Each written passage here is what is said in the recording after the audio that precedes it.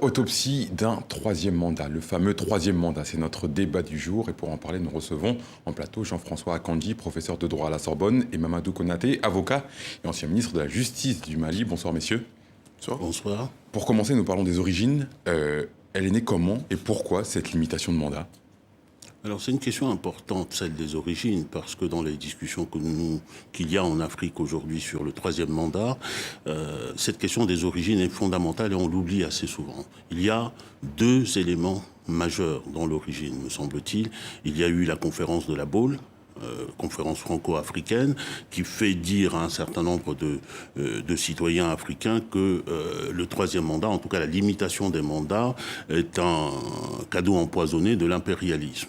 Ce qu'on oublie, c'est qu'après la conférence de la Baule, il y a eu, dans beaucoup de pays africains, ce qu'on a appelé les conférences nationales souveraines.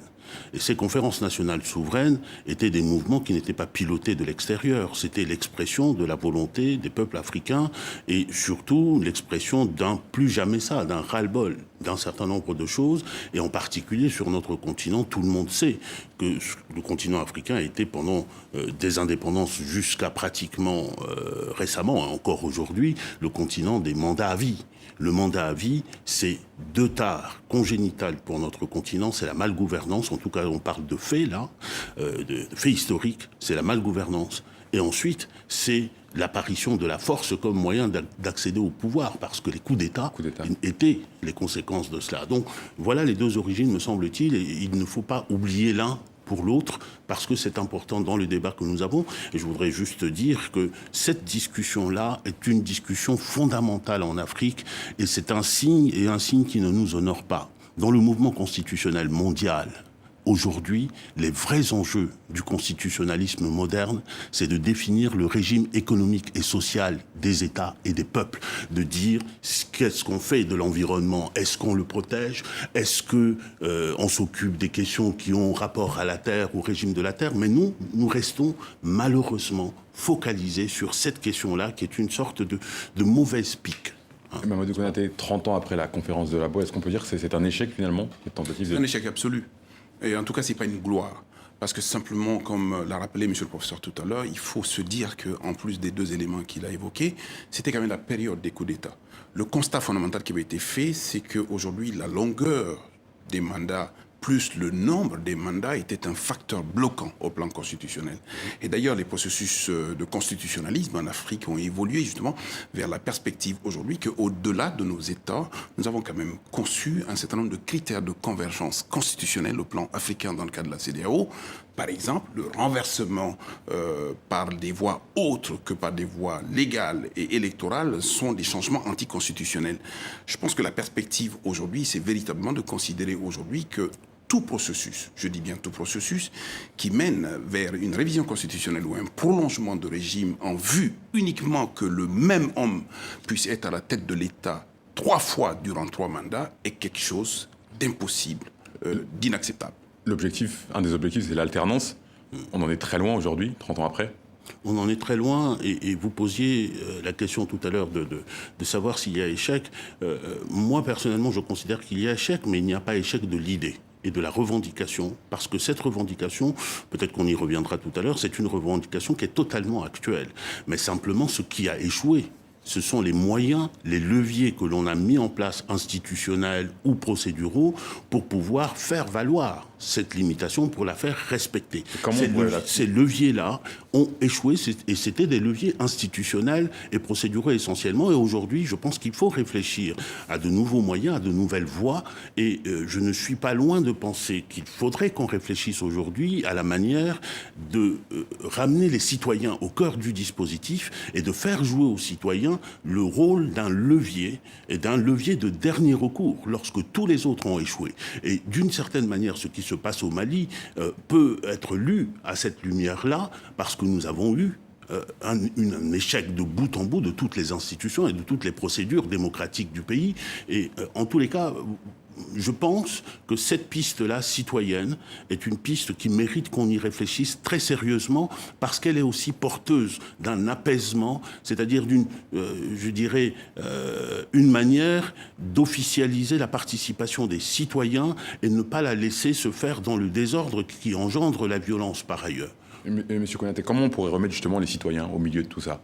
Alors, vous voyez aujourd'hui, de manière incontestable, qu'il y a un sursaut de ce côté-là. Il y a suffisamment de prise de conscience aujourd'hui au niveau des citoyens qui sont quand même assez revendicatifs d'un contrôle politique réel. Les processus électoraux sont des échecs absolus, en cela que la fraude a pris le pas sur la réalité électorale et que la justice constitutionnelle n'est pas tout à fait une bonne réponse à ce niveau-là. Donc il y a un sursaut, il y a une résurgence d'une certaine demande qui est légitime, qui est celle quand même du peuple. Et la souveraineté incombant au peuple, il est important aujourd'hui que le peuple refasse surface d'une part, et d'autre part que le peuple soit regardant sur des éléments comme la limitation de mandat en nombre et en durée, de sorte que, au plan juridique, et c'est de l'ordre des constitutionnalistes, justement des politistes à ce niveau-là, que de réfléchir à de nouveaux mécanismes. Il a été dit tout à l'heure que le droit d'évidence est important, est revendiqué, mais c'est la mise en œuvre du droit. Et ça, c'est la perversion du droit, justement, par rapport à des leaders politiques qui, aujourd'hui, sont tous dévoyés, font tout à fait le contraire de ce qu'ils ont prôné comme système de démocratie en Afrique. On joue sur l'interprétation, notamment. Oui, précisément. C'est peut-être ça le plus gros problème, les limites peut-être de cette limitation de mandat. Le terme qu'a employé Maître Konaté tout à l'heure, la perversion. La perversion des institutions et la perversion des procédures. Parce qu'au fond, ce qui importe dans la question du troisième mandat et dans la limitation du troisième mandat, c'est est-ce qu'on tient compte de la volonté des peuples qui ont exprimé cela, qui ont demandé à ce que ce soit limité. Est-ce que, finalement... Mais justement, la volonté des peuples, elle revient souvent. On passe par référendum pour réviser la Constitution. Voilà. Alpha Condé, Pierre Nkurunziza, Denis Sassou Nguesso l'ont fait. On passe par un référendum. Et c'est la volonté du peuple. C'est comme nous y arrivons. Je pense personnellement que dans ce débat-là, il ne faut pas trop personnaliser parce que c'est aussi un facteur de raidissement. Je ne parlerai pas de tel ou tel chef d'État, mais je dirais que vous avez mis le point sur un élément qui est essentiel. Comment on tient compte de la volonté du peuple. J'ai parlé tout à l'heure des conférences nationales souveraines. Les conférences nationales souveraines, c'est une manière de donner la parole au peuple, et jusqu'à maintenant, c'est une manière assez exceptionnelle de donner la parole au peuple. C'est de cette manière-là que la limitation des mandats est apparue. Or, vous observerez que lorsqu'on remet en cause la limitation des mandats, on ne procède plus par les conférences souveraines. C'est-à-dire qu'on ne demande plus au peuple, en amont de la rédaction de la Constitution, de décider de ce qui est bon en termes d'orientation. En termes d'orientation de la loi fondamentale de l'État et en termes de mécanismes qu'il souhaiterait, de la manière dont il souhaiterait être gouverné. Nous avons des procédures. Et donc, c'est dans ces conditions-là que le débat se technicise. On a des techniciens constitutionnalistes, et je suis bien placé pour le dire, qui prennent le pouvoir en disant non, techniquement, constitutionnellement, vous pouvez faire ceci, vous ne pouvez pas faire cela. Mais on rate le principal, c'est-à-dire de quelle manière on peut rendre compte de la manière la plus efficiente et la plus fidèle de ce que les peuples africains veulent. Et je crois que la meilleure des manières, c'est de les impliquer du début jusqu'à la fin, pas seulement à la fin, pour qu'ils viennent voter sur des institutions et des procédures qui ont déjà été décidées et qui ont été décidées sans eux. On a compris. Monsieur Konaté, je voudrais revenir à l'alternance. Mahamadou Sifou ne briguera pas de troisième mandat. Il a désigné publiquement son dauphin, Mohamed Bazoum. Finalement, la limitation de mandat ne garantit pas systématiquement l'alternance. Justement, il y a ce travers de la chose qui est que le sortant peut éventuellement présenter le rentrant. Ça fait partie des limites, mais je préfère encore ces limites-là à d'autres limites qui permettent aujourd'hui d'avoir un prolongement de la République ou du régime politique ou encore une révision constitutionnelle. L'élément indispensable, c'est de faire en sorte aujourd'hui que par la durée et par le nombre de mandats, personne ne puisse s'installer contre le gré des gens. Et en s'installant contre le gré des gens, c'est un système justement de népotisme, de corruption et de toutes les déviances de la loi auxquelles on assiste finalement, parce que l'homme et la durée en Afrique à la tête du pouvoir, c'est un drame absolu. Sur ces processus-là, et je pense comme il a été indiqué tout à l'heure, il faut prendre en compte justement l'élément communautaire également. C'est que ces questions ne sont pas seulement l'ordre ni de l'élection, ni de l'électoral, ni de la démocratie, mais aussi l'ordre de la communauté. faisons en sorte aujourd'hui que la question du renouvellement des mandats au-delà de 2 soit un des critères objectifs au plan constitutionnel et au plan communautaire, justement pour reconnaître un pays démocratique dans nos États. Mais comment garantir tout ça finalement? Mais le garantit d'abord. Vous voyez par exemple aujourd'hui que le renversement par le biais du coup d'État militaire comme le Mali par exemple, nous payons par le biais des sanctions aujourd'hui.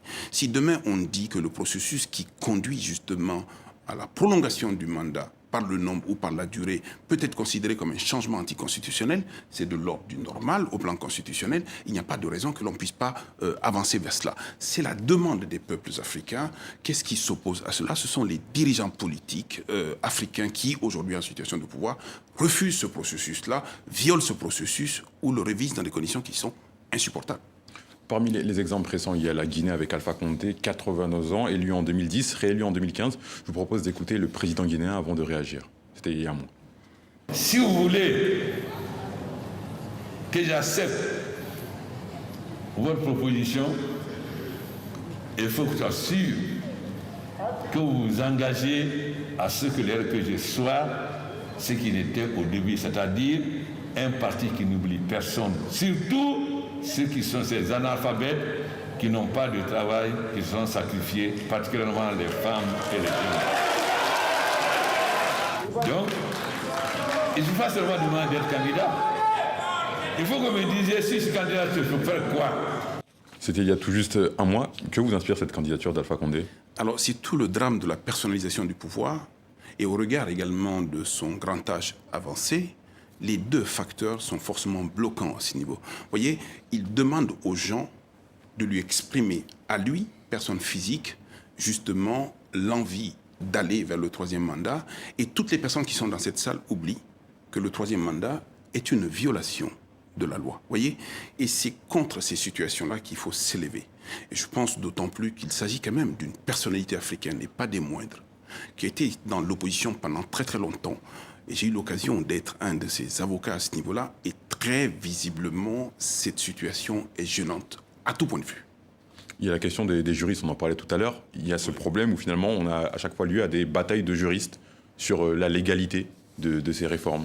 On a des batailles de juristes constitutionnalistes notamment, mais on a en amont, qui prélude aux batailles juridiques, une vraie question qui est la question de la parole politique. Ce que valent les promesses politiques. Parce que dans la plupart des cas, ce sont ces promesses-là qui ont été faites lors de campagnes et qui sont remises en cause. Les batailles juridiques, aujourd'hui, je considère qu'on se trompe si on pense que le débat est un débat de juristes uniquement. Le juriste en matière constitutionnelle, c'est-à-dire pour l'expression de ce qui est la volonté du peuple, ne doit être qu'un technicien de mise en forme. Ce n'est pas lui qui décide de ce qui va se faire. Pour aller très brièvement au fond du débat, sur la question de la limitation des mandats, je pense qu'on peut laisser le débat ouvert. On peut ouvrir... Des arguments pour et des arguments contre. Il y a des arguments pour et des arguments contre. Moi, je demande simplement qu'on me convainque aujourd'hui, avec des faits à l'appui, que la non-limitation de mandats et le pouvoir à vie a été porteur du bonheur des peuples africains, a été porteur du développement des États africains, a été porteur de tout cela. Si on m'apporte cette preuve-là, je dis, OK, on peut poursuivre sur cette voie-là. Mais aujourd'hui, la preuve est faite du contraire. C'est pour ça que je pense que la question de la limitation du mandat, il est bon, il est même vertueux qu'on ait décidé de faire un moratoire. Un moratoire pour un certain temps. Après, on reviendra. Merci beaucoup. Merci. Le temps nous manque malheureusement, messieurs. Jean-François Akandi, professeur de droit à la Sorbonne. Merci Mamadou Konaté, avocat, ancien ministre de la Justice du Mali. Merci d'avoir répondu à nos questions. Merci beaucoup.